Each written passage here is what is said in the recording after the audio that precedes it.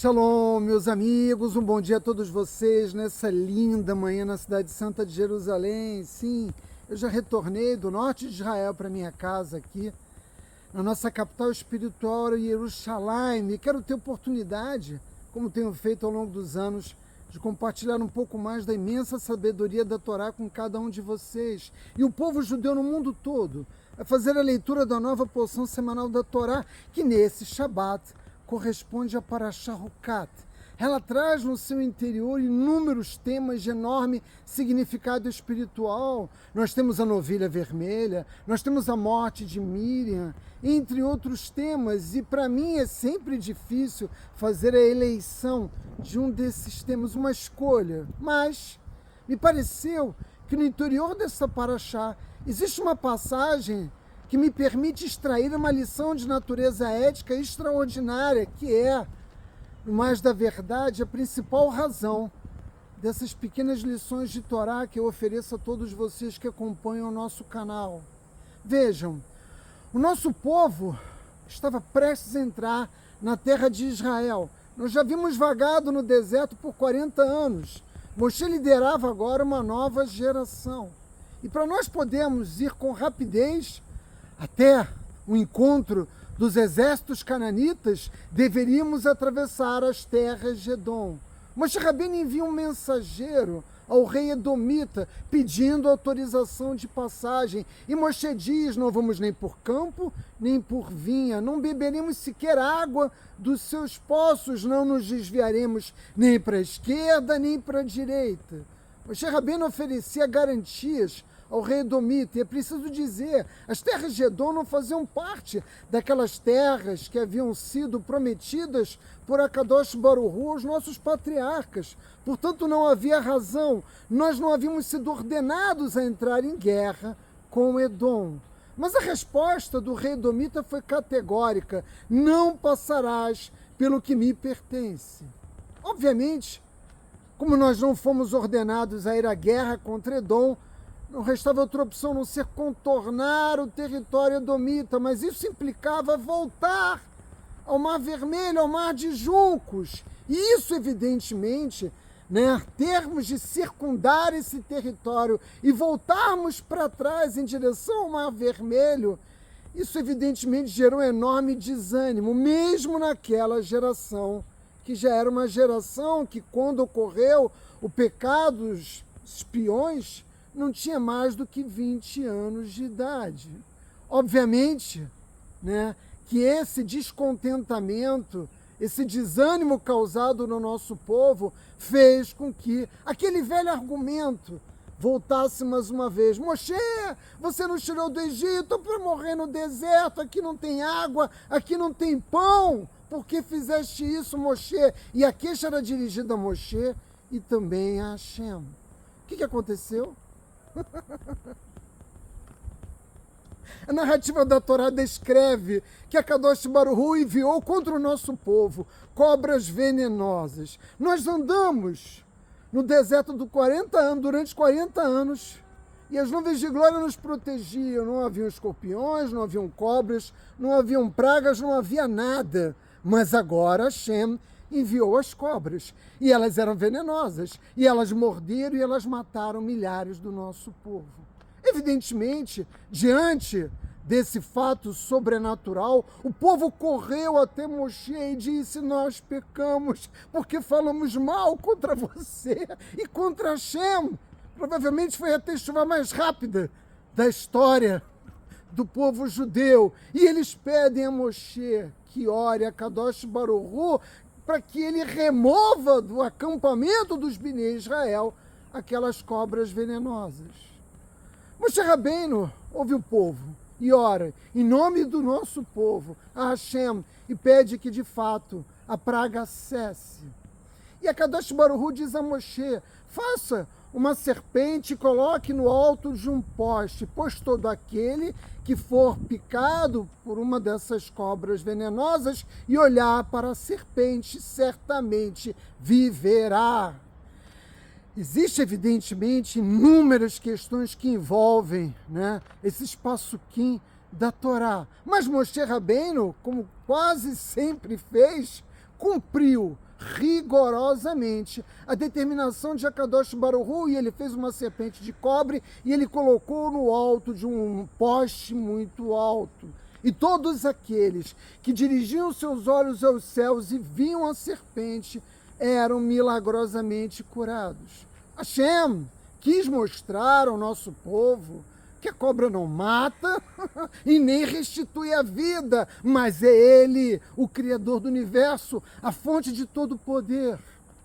E é curioso eu destacar o fato de que a grande maioria dos médicos não sabe a verdadeira razão, eu diria a origem mesmo, do fato da cobra no poste ser o símbolo universal da medicina. Eles não sabem que a origem está nesse episódio obscuro, eu diria mesmo funesto, da Torá. Eles não sabem reconhecer qual é a conexão que existe. Muitos batem no peito, né, e fazem questão de arrogantemente dizer que eles, com sua técnica apurada, o seu conhecimento e os seus anos de experiência que salvam as vidas, mas é a Hashem dos céus que decreta vida e morte.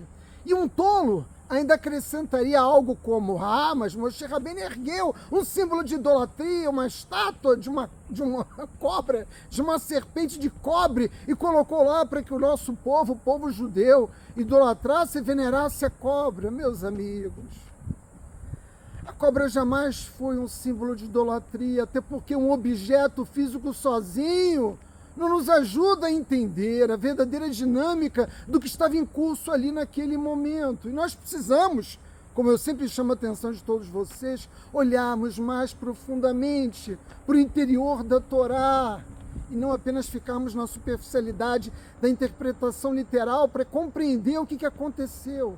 Então vamos fazer esse exercício. O povo ficou desanimado 40 anos e é preciso fazer aqui uma observação.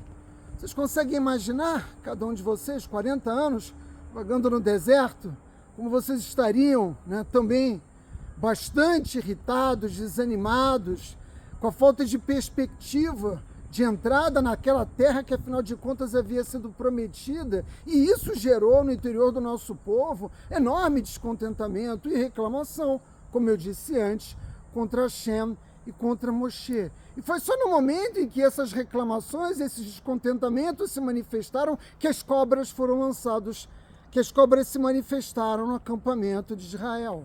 E eles, em vista, né, da realidade que saltava diante dos seus olhos, foram obrigados a fazer techuvá. O que isso significa? Eles foram obrigados a instantaneamente corrigir os seus caminhos. Foi isso que aconteceu. Mas por que as cobras foram soltas? Por que cobras? Mas, sobretudo, por que as cobras foram parte do problema e também foram parte do processo de cura? Não é surpresa para nenhum de vocês quando eu digo que as cobras, desde o início dos tempos, têm sido considerado um verdadeiro paradigma de inclinação negativa. É óbvio, nós nos lembramos do Gan Eden, nos lembramos do serpente sussurrando no ouvido de Rava. Ora, como sua vida é limitada. E tudo isso, né? Você abre mão das possibilidades infinitas que estão diante de você, porque você se nega a comer do fruto da árvore do conhecimento do bem e do mal. O serpente estava ali seduzindo Rava para o cometimento da transgressão. E quando Rava ingeriu o veneno da serpente, que foram as suas palavras, um erro mortal, né? Que infelizmente perdura até os dias de hoje, foi cometido. Nossa humanidade até hoje busca a correção desse pecado. As serpentes foram dadas, né, por assim dizer, ao nosso povo como uma forma de despertar imediatamente processo de reconhecimento dos erros cometidos. Na medida em que o nosso povo teve a possibilidade de perceber que estava cometendo um erro grave, imediatamente imploraram a Moshe para que a ameaça fosse removida. Ou seja, eles sabiam muito bem qual era a origem das cobras, e eles sabiam também que que o mesmo poder que havia punido o acampamento de Israel era o que podia agora nos salvar. Mas eu acrescentaria uma pergunta adicional. Por que a imagem da serpente, da cobra, precisava ficar erguida num alto poste para lembrar que as cobras não dão vida, não dão morte? A cobra no alto lembrava a razão original do problema e, ao mesmo tempo, servia como um convite à cura. Imagina, você foi picado por uma cobra venenosa, você se dirige a algum lugar dentro do acampamento e você olha para um poste alto, a cobra, e ao olhar a cobra você olha os céus e percebe que aquele animal, né, foi enviado para te punir. Aquele animal foi enviado para te dar a oportunidade de te corrigir de um pecado que você cometeu. E ao mesmo tempo, ao olhar para aquele símbolo, né, você alcançava a cura. Olhe para a cobra e perceba o que deu errado. Era uma lição genial, né, que a Kadosh Baruch Hu oferecia mais uma vez ao nosso povo. A cobra era um lembrete da necessidade de nós nos reconectarmos o tempo todo com a fonte da vida, com a fonte mesma da vida, com a fonte da bondade, que é Hashem. E as cobras, né, que tem lugar nas nossas vidas, servem, obviamente estou utilizando aqui uma metáfora, servem para nos alertar do fato simples de que nós nos desviamos dos caminhos. As cobras só aparecem nas nossas vidas, sob muitas formas, quando nós estamos cometendo erros. Elas são perigosas justamente por conta do nosso esquecimento de quem é a fonte da vida e das razões pelas quais nós estamos aqui no mundo físico. O bastão alto e a cobra no topo não eram, como alguns podem imaginar, influenciados pelas doutrinas pagãs, não era uma cura mágica para o veneno da cobra. Na verdade, era uma cura sim, mas uma cura definitiva para as transgressões e para todos os pecados que nós cometemos ao longo das nossas vidas.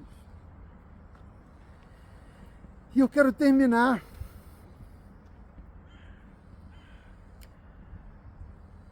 esse breve shiur de Torá, lembrando mais uma vez que nós temos 133 reféns nas mãos do Hamas e que 280 dias se passaram, né, numa guerra em que o povo judeu foi obrigado a lutar mesmo contra a sua vontade. Nós vamos completar 10 meses e as forças de defesa de Israel, cada filho nosso, cada pai, cada tio, ou tia, ou filha, ou mãe, que estão lutando, né, com o uniforme das forças de defesa de Israel, conta com o apoio de todos aqueles que entendem quão preciosa é a vida e o significado extraordinário que tem a presença do povo judeu na terra de Israel.